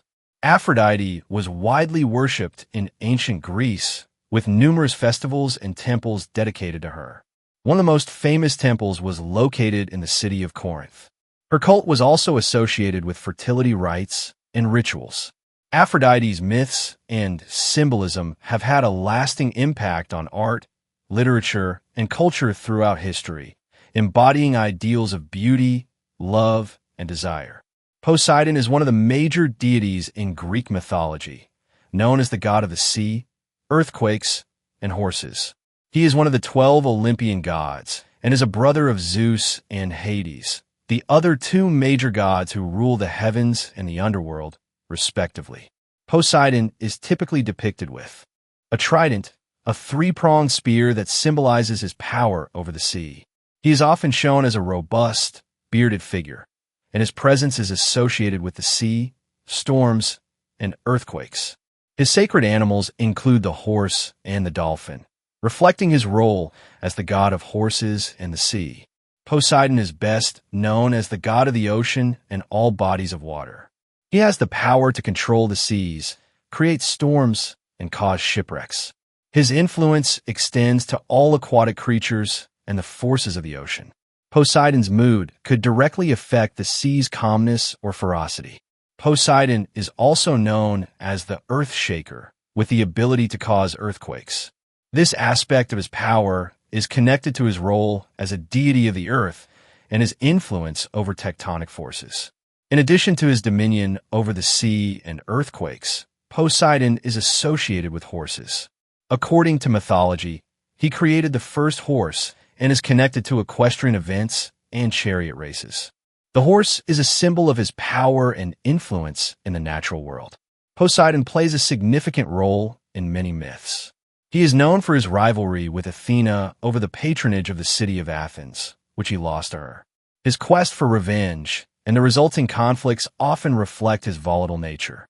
Poseidon also pursued many mortal women and goddesses, leading to the birth of several notable offspring, including the hero Theseus and the monster Polyphemus. Poseidon is often depicted as a temperamental and powerful deity, reflecting the unpredictable nature of the sea. His worship was widespread in ancient Greece, particularly in coastal cities and regions dependent on maritime activities. Temples and festivals dedicated to Poseidon were common, and he was honored as a protector of sailors and a god of navigation. Poseidon's influence and character highlight the importance of the sea and natural forces in Greek mythology, embodying both the life-giving and destructive aspects of the natural world. Zeus commands the kraken to be let loose. The kraken is not originally from Greek mythology. It is a creature from Scandinavian folklore, particularly associated with Norse mythology and maritime legends. The kraken is often described as a giant sea monster or octopus-like creature that terrorizes sailors and is said to drag entire ships and their crews under the sea. In Greek mythology, there is a somewhat similar creature known as the Cetusa or the Cetus, which is a monstrous sea creature. The most famous of these sea monsters is the one that was sent by Poseidon to terrorize the kingdom of Ethiopia in the myth of Perseus and Andromeda. However, this creature is more often depicted as a whale or a sea serpent rather than the octopus-like kraken of Norse legend. The kraken, as a concept, became popular in literature and popular culture, influencing modern depictions of sea monsters and contributing to the mythological tapestry of maritime folklore. Perseus is said to be the son of Zeus. Perseus is indeed the son of Zeus. In Greek mythology, Perseus is the son of Zeus and Danae. According to the myth, Zeus visited Danae in the form of a golden shower, which resulted in her becoming pregnant with Perseus.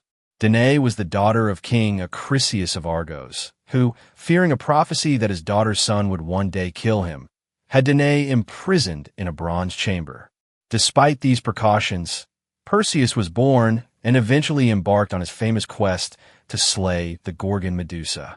Perseus is renowned for his heroic feats, including slaying Medusa and rescuing Andromeda from a sea monster. His divine parentage is a key aspect of his mythological background, marking him as one of the notable heroes of Greek mythology. Argos is destroyed. In Greek mythology, Argos refers to both a significant city and a notable mythological figure, each playing an important role in various myths and stories. Argos is a prominent city-state located in the northeastern part of the Peloponnese Peninsula. It holds a place of historical and mythological importance, often depicted as a powerful and influential center in ancient Greece. The city features prominently in numerous myths and legends, serving as a backdrop for various heroic tales and divine interactions. It was known for its architectural marvels and its role in the myths of heroes like Perseus and the exploits of figures associated with the Argive dynasty. Argos, also known as Argus or Argos Panoptes, Argos all-seeing, is a mythological giant with 100 eyes. This figure was a servant of Hera, the queen of the gods, and was assigned the task of watching over Io, a mortal woman whom Zeus had transformed into a cow to hide her from Hera's jealousy. To ensure that Io was closely monitored, Hera endowed Argos with 100 eyes, making him a nearly omnipresent watcher. Despite his vigilance, Argos was eventually slain by Hermes, who was sent by Zeus to rescue Io. In honor of Argos' service, Hera placed his eyes on the feathers of the peacock, which became a symbol associated with her. Both the city and the figure of Argos reflect the rich and intricate tapestry of Greek mythology, embodying themes of vigilance, divine intervention, and the interplay between gods and mortals. Zeus kills Acrisius. Zeus did not directly kill Acrisius. In Greek mythology, King Acrisius of Argos was killed by accident, not by Zeus's hand. According to the myth, Acrisius was the father of Danae and had been warned by an oracle that he would be killed by his daughter's son. To avoid this fate, Acrisius imprisoned Danae to prevent her from having children. Despite his efforts, Danae gave birth to Perseus, who was later cast into the sea with his mother. Perseus eventually fulfilled the prophecy, but not through direct intent or action by Zeus. The death of Acrisius occurs later when Perseus, having returned to Argos, participates in athletic games. During the games, Perseus accidentally throws a discus that strikes and kills Acrisius, fulfilling the prophecy in a manner that was unintended and unplanned by both Zeus and Perseus. Danae and her child are safely brought to the island of Seriphos. Danae and her son Perseus were indeed brought to the island of Seriphos. According to Greek mythology, after King Acrisius of Argos cast Danae and her infant son Perseus into the sea in a wooden chest, they were eventually rescued by a fisherman named Dictys on the island of Seriphos. Dictys found the chest, washed ashore, and took Danae and Perseus in, raising Perseus as his own son. Seriphos became the setting for much of Perseus's early life. Later, when Perseus grew up, he undertook his famous quests, including the slaying of Medusa, with significant events occurring on Seriphos and involving its king, Polydectes. Polydectes, who had designs on Danae, was ultimately overthrown by Perseus during his heroic adventures. Perseus rides a horse. In Greek mythology, Perseus is not typically associated with riding horses. His most famous mythological feats, including the slaying of Medusa and rescuing Andromeda, are often depicted with him either flying or using other forms of transportation rather than riding a horse. However, Perseus did have access to various magical items and divine assistance during his quests. For instance, he received winged sandals from Hermes, which allowed him to fly. He also possessed a reflective shield from Athena, a sword from Hephaestus, and a helmet of invisibility from Hades. These items were crucial for his success in his various adventures, such as his quest to slay Medusa. While Perseus's adventures are not typically depicted with him on horseback, horses and chariots are common in many other Greek myths and hero stories. The focus in Perseus's myths is more on his divine gifts and heroic actions rather than equestrian elements. Perseus fishes. In Greek mythology, Perseus is not specifically described as engaging in fishing.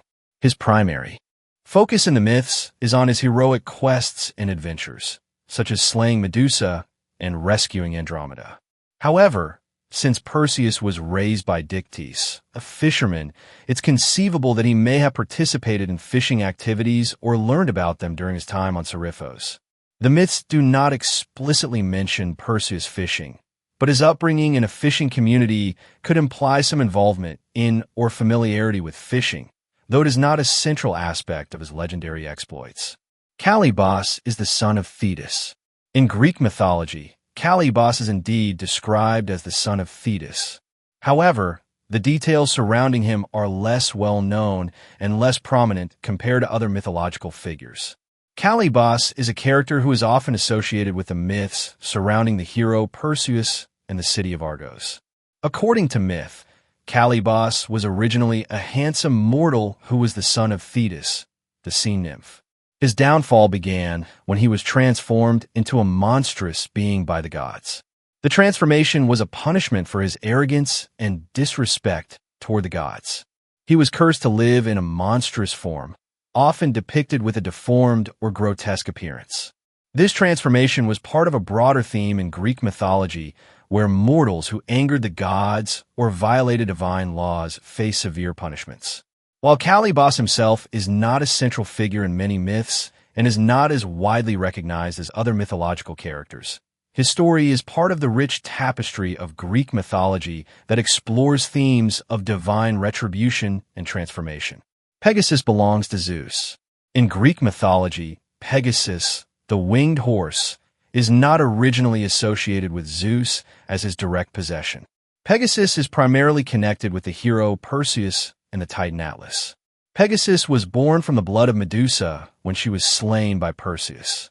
According to the myth, after Perseus decapitated Medusa, Pegasus and the giant Chrysaor sprang from her neck.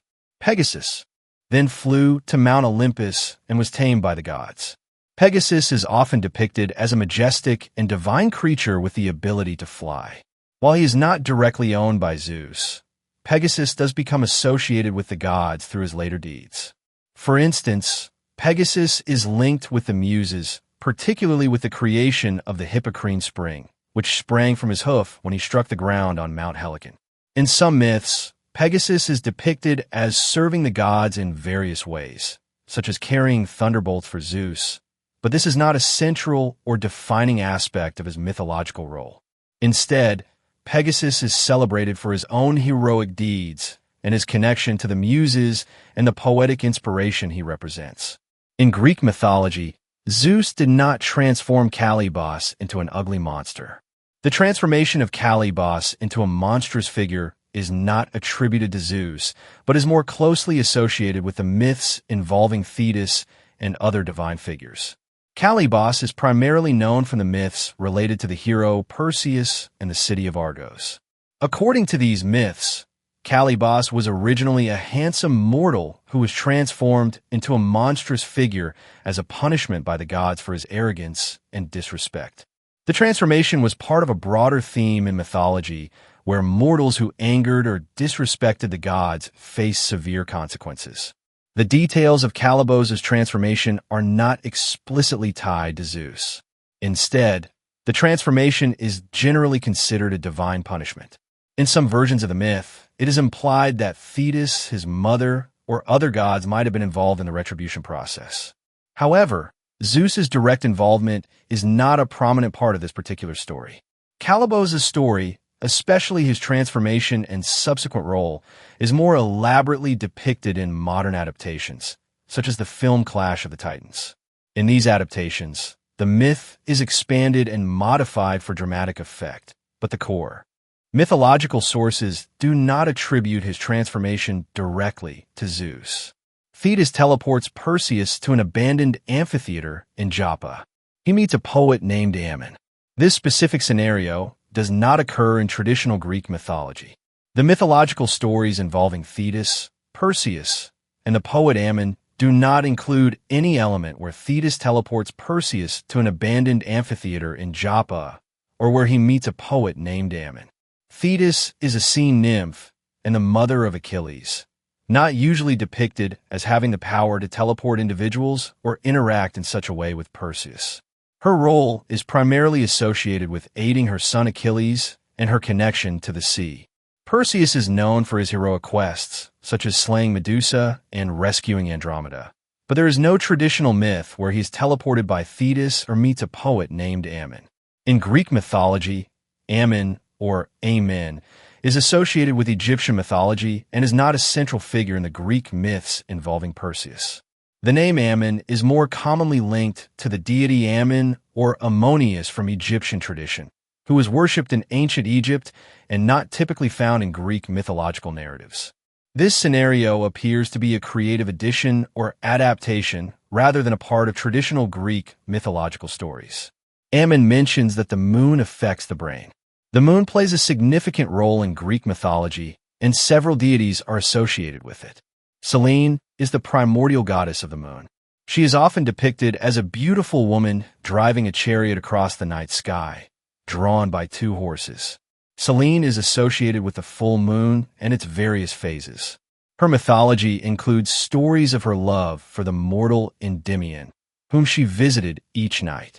Artemis is the goddess of the hunt, wilderness, and childbirth, and she is closely associated with the moon. She is often referred to as the moon goddess in later traditions, particularly in her role as a protector of women and children.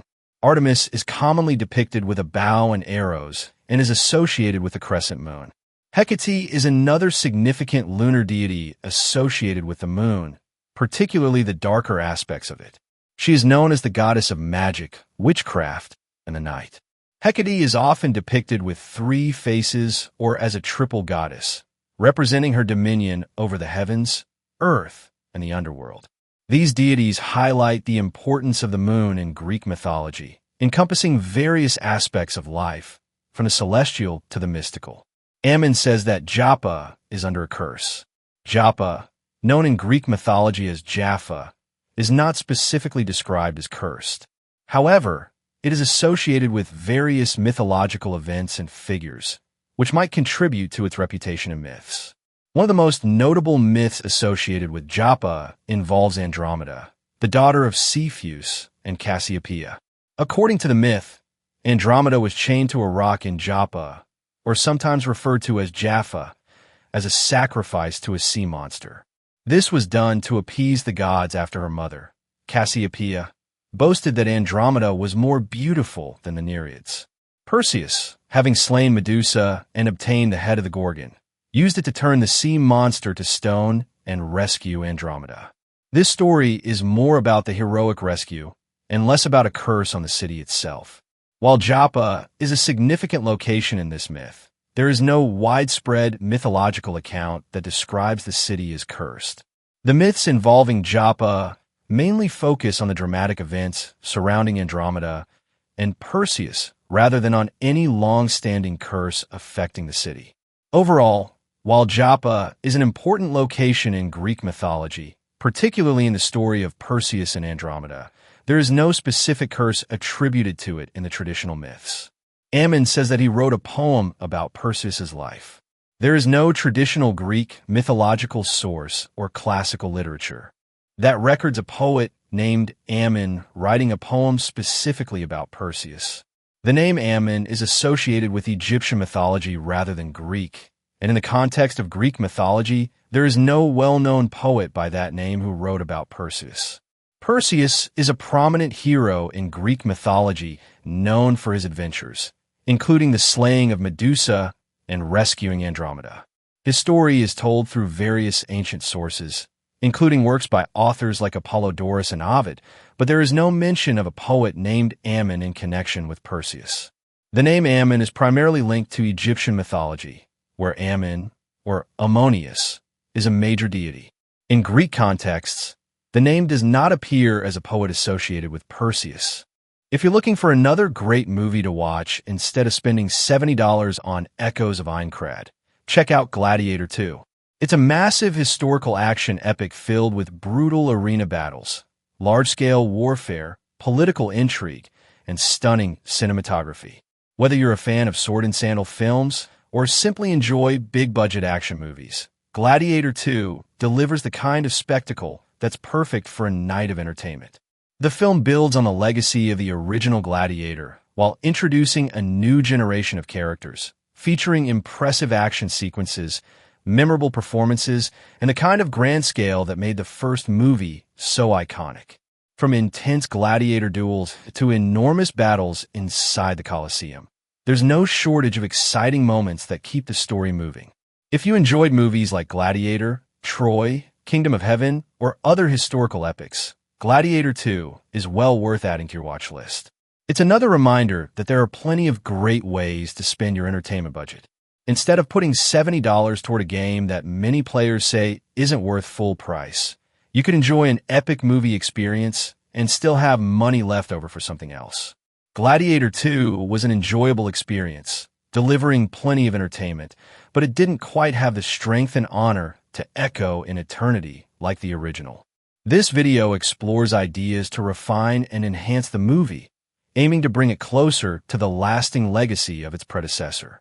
The first idea is to make Macrinus the main character, as the story is much more compelling than Lucius's. The issue with Lucius is that his character arc feels way too similar to Maximus's. Like Maximus, Lucius loses those he loves, is captured and enslaved, forced to fight as a gladiator in the Colosseum, and seeks revenge. While this story is interesting, it's been done before and doesn't feel as unique or fresh the second time. People can just watch the first movie again. Macrinus, on the other hand, offers a new and intriguing twist. He's a former slave who rises through the royal court, using clever schemes and strategies.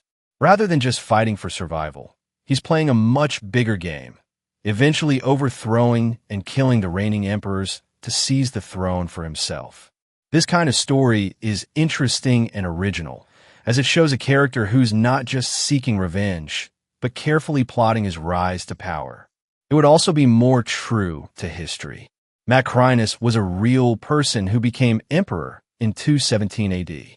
He rose to power through his intelligence, political savvy, and administrative skills, not by brute force. His time as emperor, though brief, was full of intrigue and political moves, things that would make for an exciting and engaging story. Of course, the title would need to change since the story wouldn't focus on gladiators anymore, but that's perfectly fine. It could simply be a spin-off set in the same universe. It could focus more on the drama than the spectacle and action. Since many felt that Gladiator didn't need a sequel, this approach could have been a way to continue the story without rehashing the original film. And no disrespect to Paul Mescal. I'm sure he's doing his best with the material he's been given, but Denzel Washington truly stands out as the stronger actor. His presence on screen makes everything more exciting and engaging, and it's more enjoyable to watch him. His experience and talent add a depth to the character that brings the story to life in a way that others might not be able to.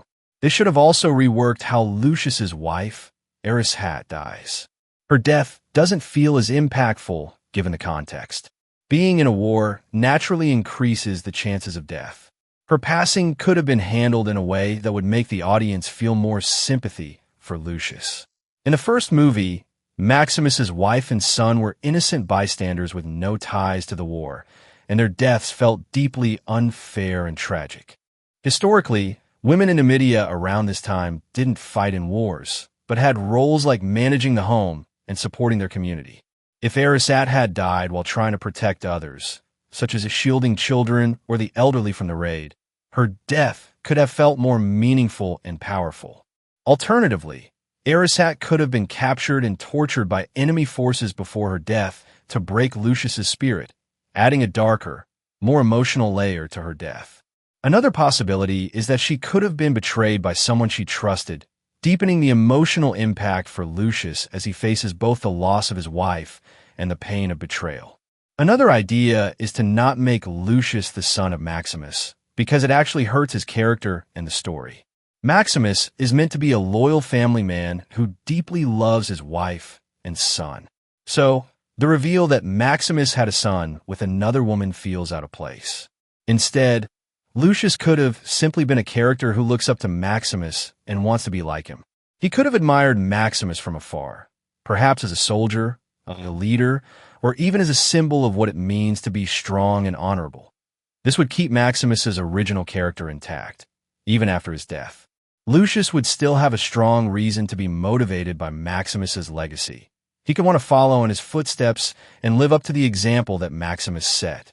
It would allow the story to focus on Lucius's journey of trying to honor Maximus's memory, without complicating things with a forced family connection. The relationship between Lucius and Maximus's memory would feel much more natural. Lucius wouldn't need to be related by blood to feel inspired by Maximus. Instead, he could be driven by respect and admiration, wanting to carry on the values that Maximus represented.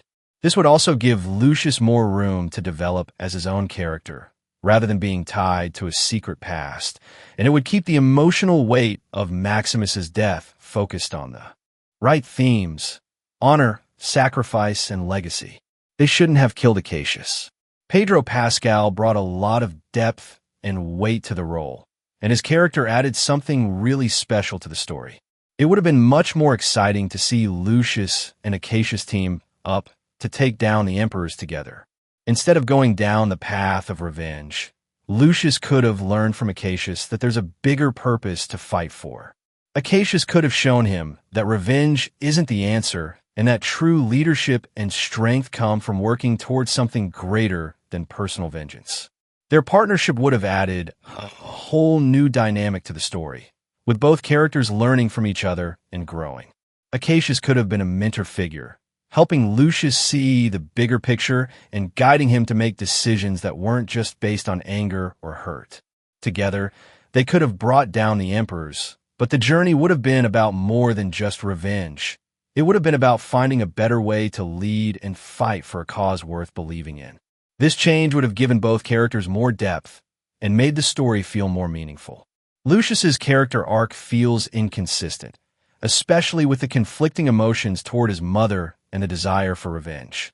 Shifting the focus of Lucius's journey towards redemption rather than vengeance would provide a clearer, more relatable goal. The journey could focus on learning what it truly means to be a leader, someone who doesn't just seek revenge but fights for the greater good of Rome.